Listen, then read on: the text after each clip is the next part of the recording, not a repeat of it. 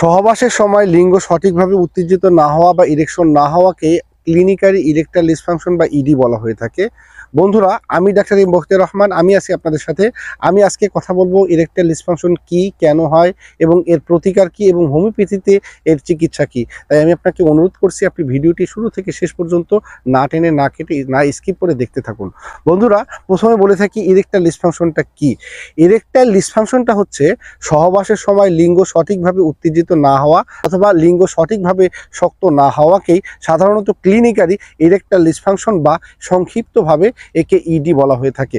বন্ধুরা, ইডি আক্রান্ত হওয়ার পিছনে মৌলিক দুটি কারণ থাকে। একটা হচ্ছে মেন্টাল কজ আর একটা হচ্ছে ফিজিক্যাল কজ।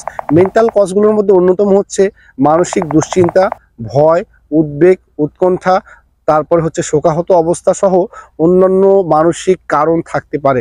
এবং ফিজিক্যাল কজগুলোর মধ্যে অন্যান্য হচ্ছে বড় ধরনের কোনো অ্যাক্সিডেন্ট অথবা বড় ধরনের কোনো অপারেশন অথবা বড় ধরনের কোনো রোগ, যেমন কিডনি, লাংস, ফুসফুস, লিভার, এগুলোতে বড় ধরনের কোনো আক্রান্ত হলেই একজন ব্যক্তি একটা ডিসফাংশনে আক্রান্ত হতে পারে। এছাড়াও কেউ যদি পর্নোগ্রাফি এবং মাস্টারবেশন অথবা অশ্লীলতায় নিমজ্জিত থাকে তাহলেও একজন ব্যক্তি ইরেকটাইল ডিসফাংশনে আক্রান্ত হতে পারে। এখন বলি কোন কোন বিষয়গুলো মেনে চললে ইরেকটাইল ডিসফাংশন থেকে খুব দ্রুত একজন ব্যক্তি সুস্থ হতে পারে। আমি আপনাদেরকে 4টা বিষয় বলবো। এই 4টি বিষয় যদি আপনি মেনে চলতে পারেন, আমি আপনাকে কথা দিচ্ছি আপনার ইরেকটাইল ডিসফাংশন থেকে আপনি খুব দ্রুত সুস্থ হয়ে যাবেন। অনেকগুলো রোগীকে অ্যাপ্লাই করে আমি এই 4টি বিষয় আপনাদেরকে আজকে শেয়ার করতেছি। এই 4টি বিষয়ের প্রথম বিষয়টা হচ্ছে অ্যাভয়েড স্ট্রেস। অ্যাভয়েড স্ট্রেস, চাপ মুক্ত, টেনশন মুক্ত, হতাশা মুক্ত, ভয় মুক্ত জীবনযাপন করুন। আমি অনেকগুলো রোগীর সাথে কথা বলে দেখেছি যে তারা সাধারণত স্ত্রীর কাছে যেতে ভয় পায়। কেন ভয় পায়? যে ডাক্তার ভাই, আসলে আমি স্ত্রীর কাছে গেলে আমার যদি কি হয়, মানে আমি যদি না পারি, মানে আমি যদি তাকে তৃপ্তি দিতে না পারি।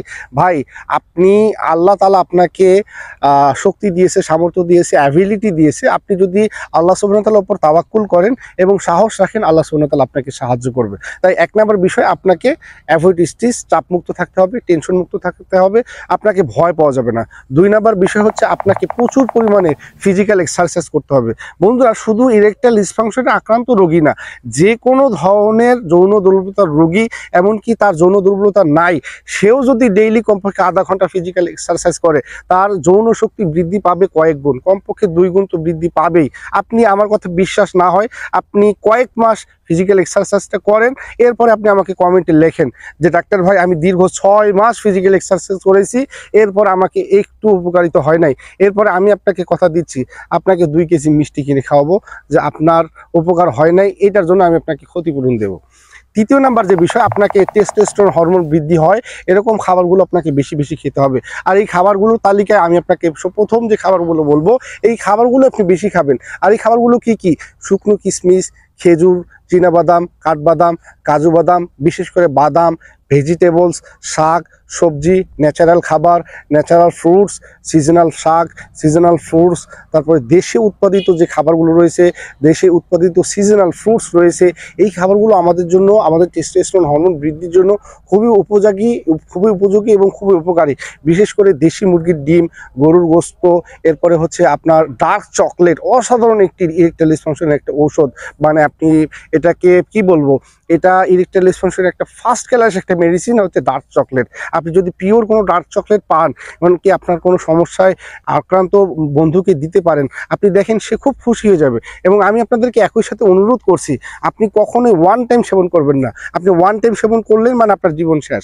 আপনি সাময়িক 1 দিন, 2 দিন, 3 দিন, 1 সপ্তাহ, বাস, এরপরে আপনি একেবারে ধ্বজভঙ্গ হয়ে যাবে।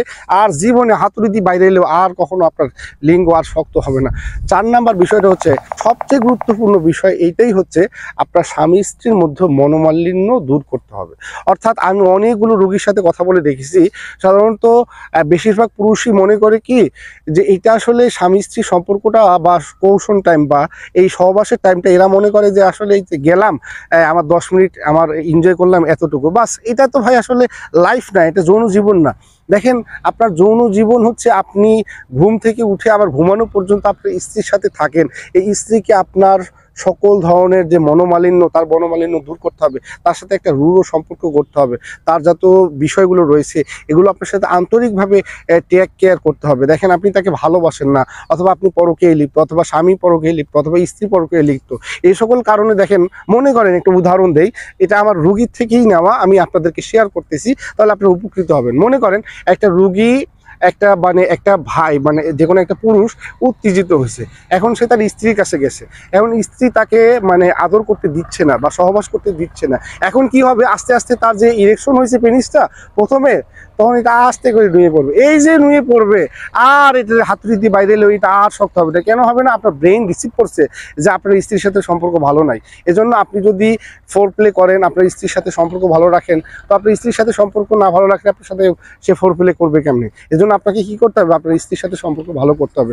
এখন আমি আপনাদেরকে বলবো, হোমিওপ্যাথিতে কোন কোন ওষুধগুলো সেবন করলে আপনি টাটকা সুস্থ হয়ে যাবেন, আপনার কোনো ইরেকটাইল ডিসফাংশনের কোনো সমস্যা থাকবে না। এই ওষুধগুলোর মধ্যে 5টা ওষুধ বলবো। এই 5টা ওষুধ যদি আপনি নিয়মিত 6 মাস খেতে থাকেন, আমি আপনাকে কথা দিচ্ছি, আপনার ইরেকটাইল ডিসফাংশন থেকে মুক্তি তো পাবেনই, আপনি একটা সুপুরুষ হয়ে যাবেন। আর এই ওষুধগুলোর মধ্যে প্রথম যে ওষুধ, সেটা হচ্ছে অ্যাভেনাসাটে বা মাদার টিংচার। বন্ধুরা, একই সাথে শারীরিক, মানসিক, দৈহিকভাবে দুর্বলতা এবং তৎসহ যাদের ইরেকটাইল ডিসফাংশন রয়েছে, তাদের জন্য ওষুধ হচ্ছে অ্যাভেনাসাটে বা মাদার টিংচার। আর এই ওষুধটা সেবনবিধি হচ্ছে 10 ফোঁটা ওষুধ 1 কাপ পানিতে মিশিয়ে ডেইলি 2 থেকে 3 বার সেবন করতে হবে। এরপর যে ওষুধ, সেটা হচ্ছে ডাবিয়ানা মাদার টিংচার। আর এই ওষুধটা সেবনবিধি হচ্ছে 10 ফোঁটা ওষুধ 1 কাপ পানিতে মিশিয়ে ডেইলি 2 থেকে 3 বার সেবন করতে হবে। এই ডামিয়ানা মাদার টিংচারটা এমন একটা ওষুধ যে আপনি এটা বলতে পারেন যৌন দুর্বলতার জন্য একটা ওয়াল ইন ওয়ান প্রোডাক্ট, আপনার অলরাউন্ডার বলতে পারেন। এই যে একই সাথে premature ejaculation, erectile dysfunction, leakage of semens, impotency, ধ্বজভঙ্গ, যত সমস্যা আছে সব সমস্যার একটা ওষুধ, সেটা হচ্ছে ডামিয়ানা মাদার টিংচার। এরপরে যে ওষুধ, সেটা হচ্ছে অ্যাগনাসকাস 200। বন্ধুরা, এই ওষুধটা সেবনবিধি হচ্ছে 2 ফোঁটা ওষুধ 1 কাপ পানিতে মিশিয়ে ডেইলি 2 থেকে 3 বার সেবন করতে হবে। এরপরে যে ওষুধ, সেটা হচ্ছে টেস্টিসিকারি 3X। বন্ধুরা, এই ওষুধটা সেবনবিধি হচ্ছে 4টা করে ট্যাবলেট চকলেটের মতো চুষে খেতে হবে, ডেইলি 2 থেকে 3 বার সেবন করতে হবে। এরপরে যে ওষুধ, সেটা হচ্ছে সিলিনিয়াম 3X। বন্ধুরা, এটার সেবনবিধি হচ্ছে 4টা করে ট্যাবলেট ডেইলি 2 থেকে 3 বার সেবন করতে হবে। প্রিয় বন্ধুরা, আজ চলে যাচ্ছি, দেখা হবে অন্য কোনো ভিডিওতে নতুন কোনো বিষয় নিয়ে। ততক্ষণ নিজের যত্ন নেবেন, কেয়ার করবেন, ভালো থাকুন, সুস্থ থাকুন। আপনার যে কোনো সমস্যায় আমাদেরকে অবশ্যই কমেন্টে জানাবেন, এবং পরবর্তীতে আপনি আমাদের কাছে কোন লেকচার চাচ্ছেন এই বিষয়ে আপনারা জানাতে পারেন। আমরা আপনাদের কমেন্টের উত্তর এবং আপনার আন্তরিকতার সাথে আমরা আপনার বলা ভিডিও বানাতে প্রস্তুত রয়েছি। ভালো থাকুন, সুস্থ থাকুন। আসসালামু আলাইকুম ওয়া রাহমাতুল্লাহ।